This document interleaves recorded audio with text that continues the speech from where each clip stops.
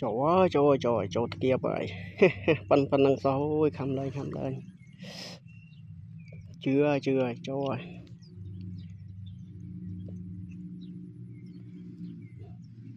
khăm lên nhớ chưa ơi bữa phân khăm chiêng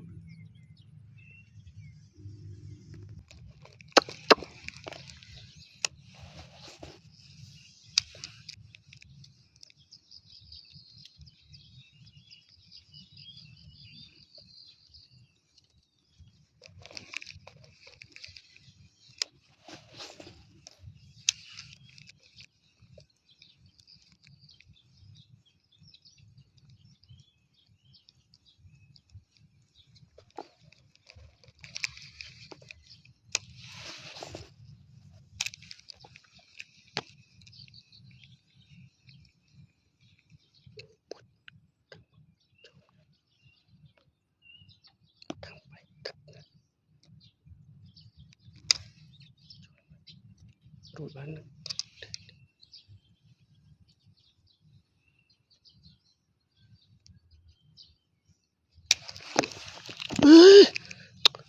lột tranh ơi tiện màn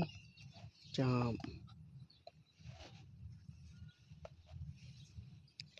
bắn lột chọc đó bọn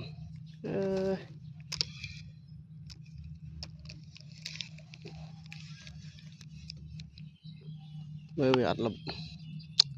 snap nó ngọt là bao tiền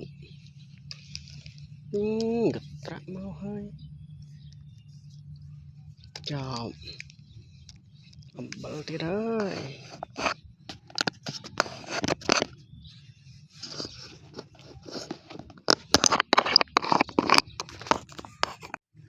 trời kia vậy. phân năng số khăm lên chưa trời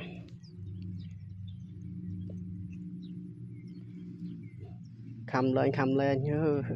chưa ơi bữa phân khăm chiêng